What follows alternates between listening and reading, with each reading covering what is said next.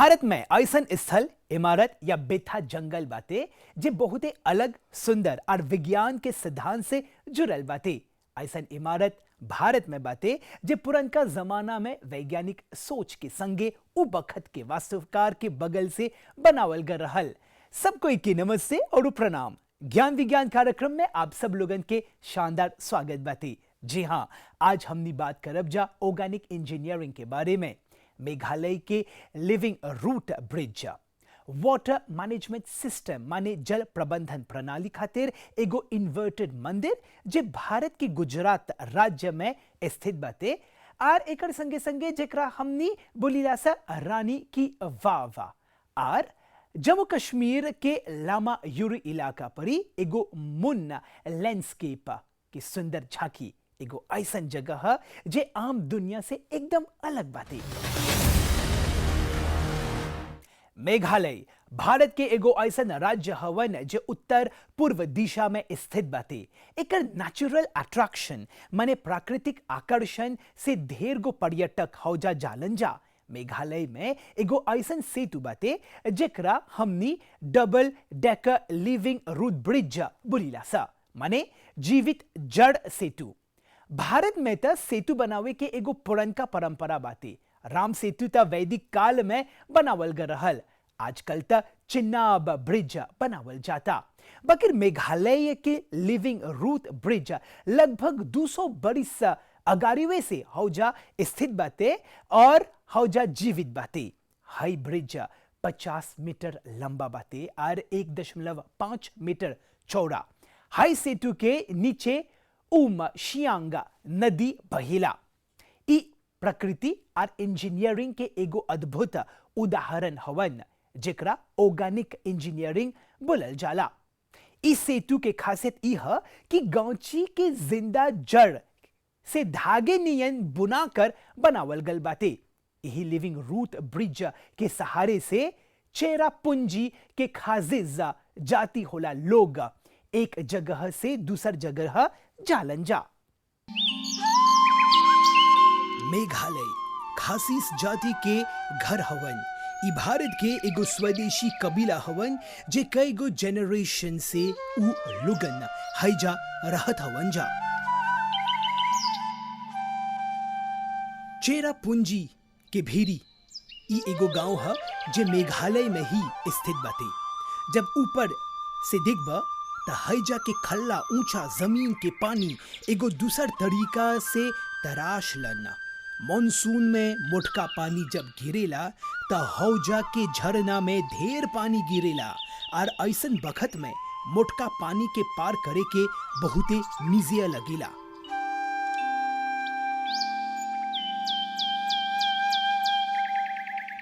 पूरे के पूरे समुदाय जोन हौजा के रहेलन जा उ लोग एगो दूसर दुनिया में हवन जा। बकेर खासिस के बगल से एगो निमन समाधान खोजल गल बाटे।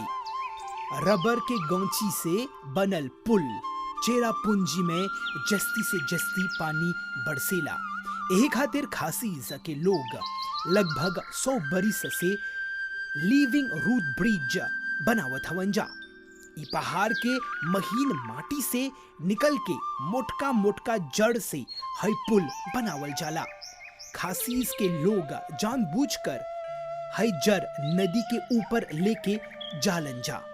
तब जोन आदमी पुल बनावत हवन त हई जड़ के एकेवे संगे बांध के एगो प्लेटफॉर्म बनावेलन जा और उ में बम्बू के बल्ली लगावेलन जा। समय के संगे संगे इस सब जड़ पुल से लिपट जालन जा, जहां परी पुल और जस्ती मजबूत हो जाला। तब एकर बाद पुल से लगावल गल बम्बू के हटा देवल जाला। एगो पुरनका रूट ब्रिज के लंबाई 50 मीटर से जस्ती सकी होई और 1.5 मीटर चौड़ा बाटे। एकेवे समय में 35 जना ओकर ऊपर सकी खड़ा रहे।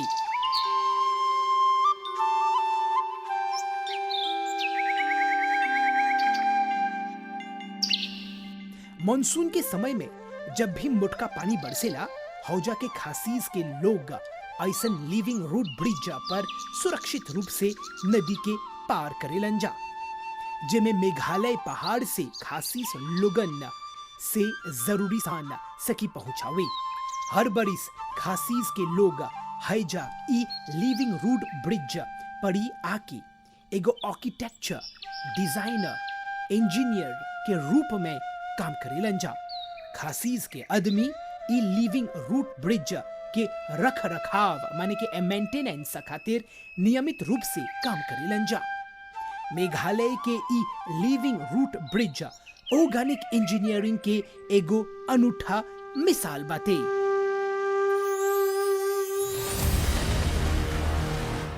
रानी की वाव बावड़ी ई एगो ऐसन मंदिर है जे गुजरात के पाटन जिले में स्थित हवन, जे उल्टा तरीके से बनावल गल बाटे, जेकरा इन्वर्टेड टेम्पल भी बोलल जाला। वाटर कंजर्वेशन माने कि जल संरक्षण के पुरनका परंपरा के एगो अनूठा मिसाल बाटे। साल 1063 में सोलंकी शासन के राजा भीमदेव प्रथम के याद में उनकर पत्नी रानी उदयमती के बगल से ई मंदिर के बनावल गल रहल। सरस्वती नदी के तट पर बनल 7 गो तल के हाई वाव 64 मीटर लंबा, 20 मीटर चौड़ा और 27 मीटर गहरा बाटे। रानी के वाव के एगो उत्तम वास्तुकला के बेजोर नमूना मानल जाला। ए मंदिर भूमिगत संरचना है जेमे सीढ़ी के एगो श्रृंखला बाटे। ओकर दीवार पर सुंदर सुंदर मूर्ति भी बनावल गल बाटे और ओकर भीतरे पानी के संरक्षण होवेला। वाटर कंजर्वेशन रानी की वाव जल प्रबंधन प्रणाली के भूजल संसाधन माने के रिसोर्सेज के प्रयोग के तकनीक के एगो बहुत ही बेहतरीन उदाहरण हवन। 1000 बरिस पुरनका पानी के स्रोत गुजरात के माटी में छुपल पुरनका खजाना, भारतीय शिल्पकारी के सुंदर उदाहरण। यह रानी की वाव।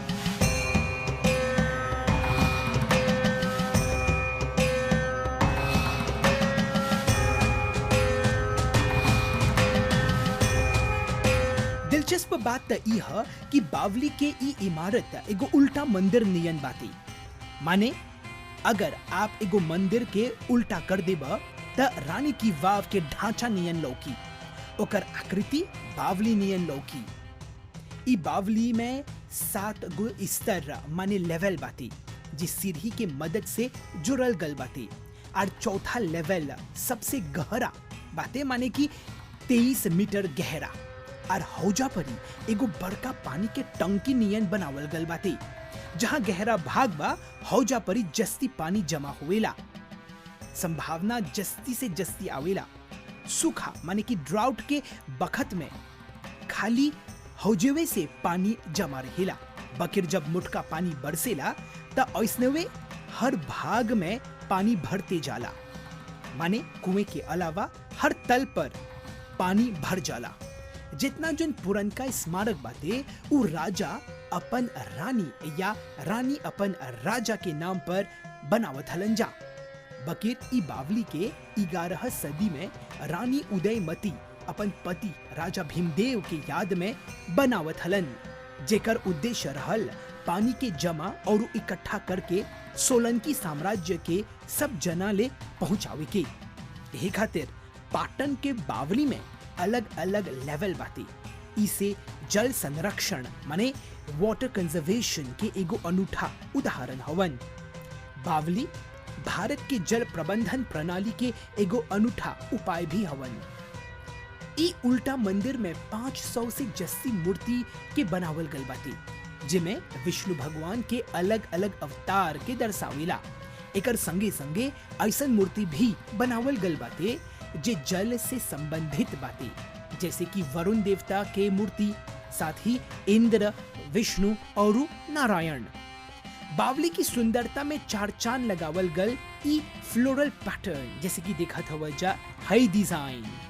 एकर झलक पाटन गांव के पटोला साड़ी में भी मिलेला।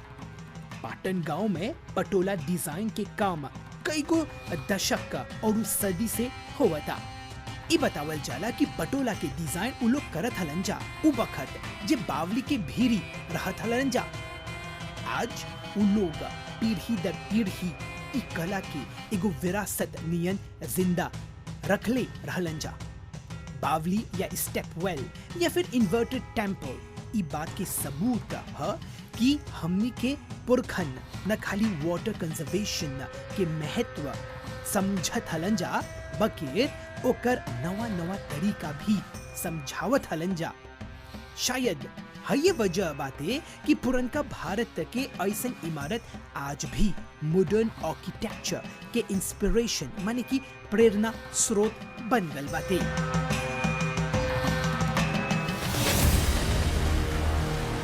भारत के जम्मू कश्मीर राज्य में लेह इलाका पर एगो ऐसन गांव बाटे जेकर नाम है लामा यूरो। ओकरा मूनलैंड माने चांद के जमीन भी बोलल जाला। अगर हौजा जइबा त आपके ई बुझाइया कि आप एको दूसर दुनिया में चल गल हवा, काहे कि ओकर पहाड़ आर खाई एकदम पियर और उजर बाते माने चांद के जमीन नियन बाते। आजकल त भारत के बगल से छोड़ल गल चंद्रयान 3 के बहुत चर्चा हुआ था।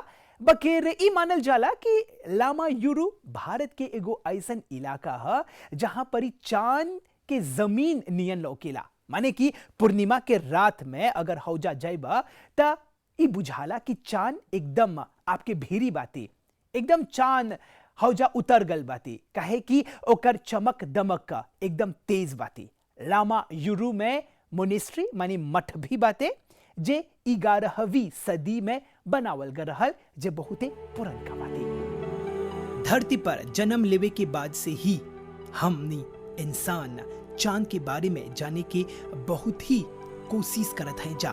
चांद पर पहल का कदम रखे के लेके ओकर सतह पर पानी खोजे ले एकर रहस्य के हमनी सुलझावत हैं जा।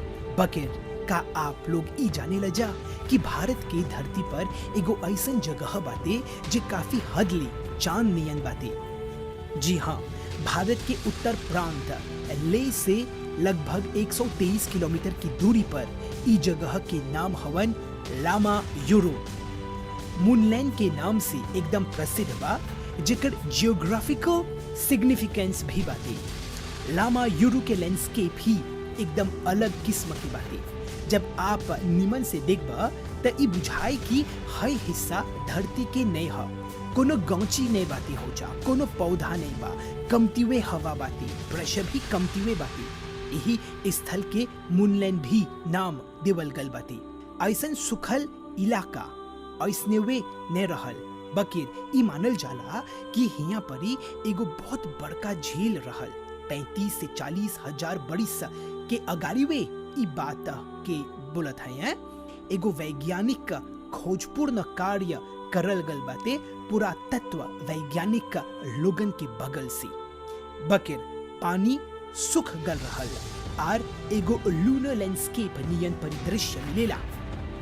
11वीं सदी में नरोपा नाम होला एगो ऋषि रहल जे ई झील के हटा के एक धार्मिक स्थल बनावे के सोचलन, माने कि एगो मोनेस्ट्री मठ के स्थापना करलन।